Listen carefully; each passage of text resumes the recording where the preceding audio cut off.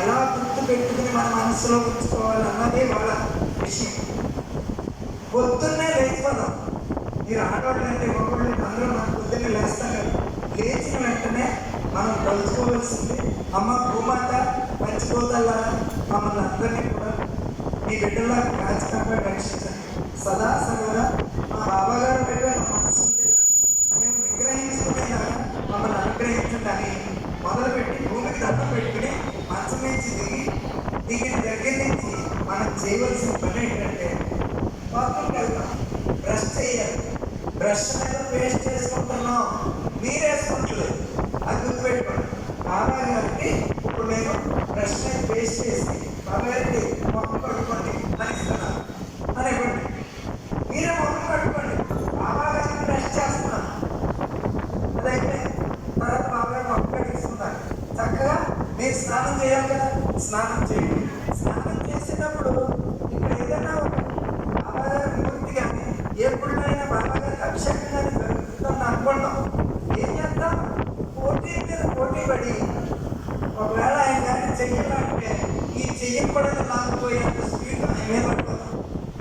అంటే పడ్డవాళ్ళు పడితే ఆ చేయకుండా ఏదైనా అయిందనుకోండి మళ్ళీ విగ్రహం చెయ్యాలి. అందుకని వాళ్ళు ఎంత వాళ్ళు ఉంటారు. కానీ మన ఆప్తులు ఎంతంటే బాబా గారికి నేను స్నానం చేయించాలి, బాబా గారి గొడ్డంతా తీయాలి, బాబా గారి సంతానం చేయాలి, బాబా గారికి అన్నం రాసేయాలి. ఇదంతా ఆశ.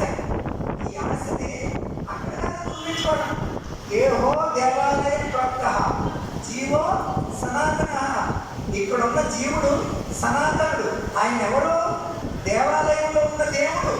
కాబట్టి ఈ లోపల ఉన్న బాబా గారికి మనం స్నానం చేస్తున్నాం.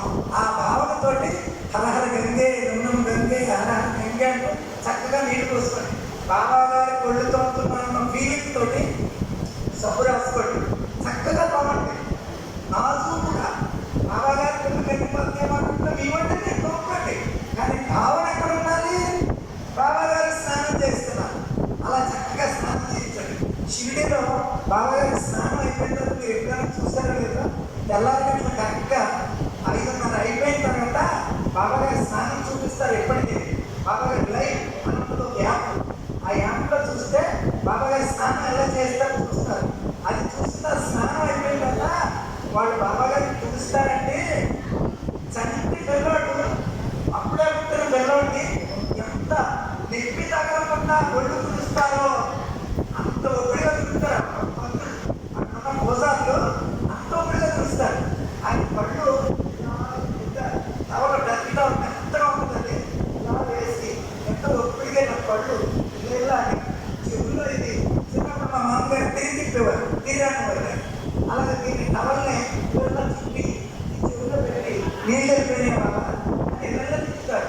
అలాగా మీకు మీరే ఆ టవల్తో చక్కగా బాబా గారి ముఖం చూపిస్తున్నాడని, బాబా గారిని ఇలా ఉడుతున్నాడని అలా మీ ఉన్నంతా చూపించుకోండి.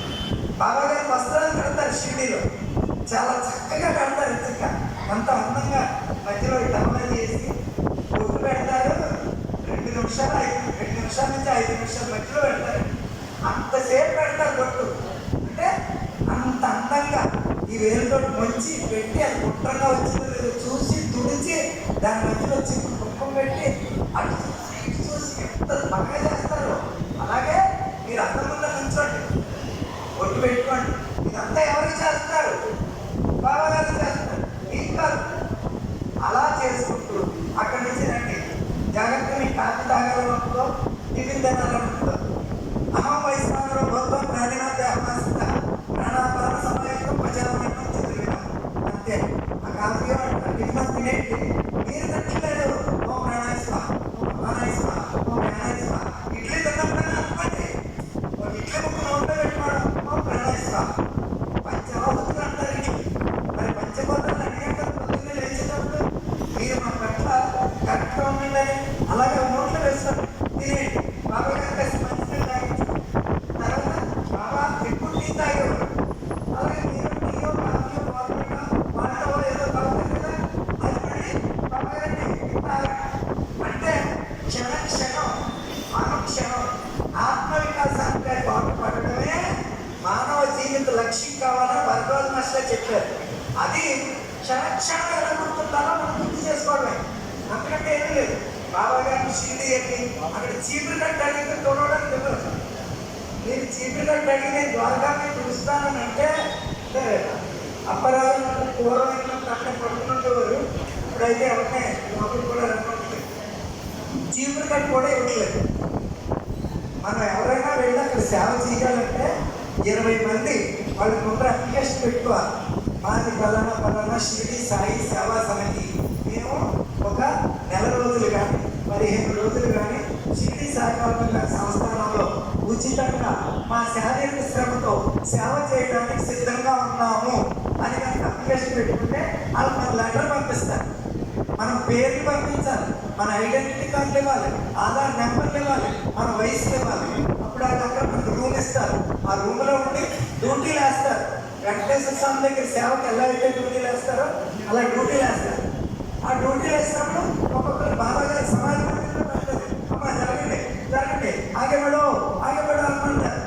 అంటే అక్కడ నుంచి ఎదుగుతున్న బాబా గారు 15 రోజులు బాబా గారు ఆగేవాడు ఎలాగంటే అలాగే చూస్తా ఉంటాం. ఇలాంటి అదృష్టాలన్నీ బోర్డు ఉన్నాయి. కాబట్టి బాబా గారి సేవ అంటే మనం ఇక్కడే గుళ్ళోకి వెళ్ళిపోయి నచ్చలేకుండా మీ అందరూ చూస్తున్నారు కదని పెద్ద గొప్ప గంధం ఎలా అయిపోదా, గంటలు అయిపోదా, శవం ఎలా కట్టుకోవడం అంటాను. అన్ని బాబాయ్. అందుకని చక్కగా అలా చేసుకోవడమే. స్నానం చేసేసాం, వస్త్రాలు ధరించాం, ఒడ్డు పెట్టుకున్నాం, కాఫీ టిఫిన్ అయిపోయింది. తర్వాత ఏం చేస్తాము? ఏదో ఇల్లు తుడుచుకోవడాలు, అంటుకోవడాలు ఇలా ఉంటాయి కదా. ఇల్లు తుడవడం, ఇల్లు తుడుచుకోవడం అనేది మీ ఇల్లు కాదని, మీరు బాబా గారిని మీ హృదయంలో నింపుకున్నారు కాబట్టి ద్వారకామాయి మీ ఇల్లు. ద్వారకామాయిలో అడిగితే చీపురు కట్టలేదు, కానీ చీపురు కట్ట మీ చేతిలోనే ఉంది. శుభ్రంగా సాయి సాయి సాయి రామ్ బాబాగారండి వచ్చేసారండి అయిపోయింది. బాబాగారండి బాబా గారి అన్నదాన సభలో గిన్నెలు కడగడానికి అన్నిటికీ కూడా మన సేవ కదా.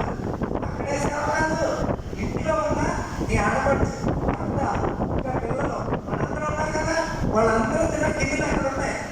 అక్కడికి వెళ్ళినా వాళ్ళే. కాబట్టి ఎక్కువ వరకు వాళ్ళ ఆడపడుచు, ఎక్కువ వరకు వాళ్ళ అత్తగారు వాళ్ళు వచ్చి తినేసి వెళ్ళిపోయారు. అక్కడంతా అది మీరు సేవ కడుగుతున్నారు. కానీ ఇంట్లో అడిగేవా? ఇంట్లో కూడా సరిగ్గా షిఫ్ట్ అయితే బాబా గారండి నేను మీ అన్న సమారాధన దాంట్లో బిల్డింగ్లో ఇవన్నీ కడుగుతున్నాను అనేసి ఓం సాయి శ్రీ సాయి జయ జయ సాయి అంటే అయిపోయింది. అంటే మీరు ప్రత్యేకంగా ఒక పూజ కానీ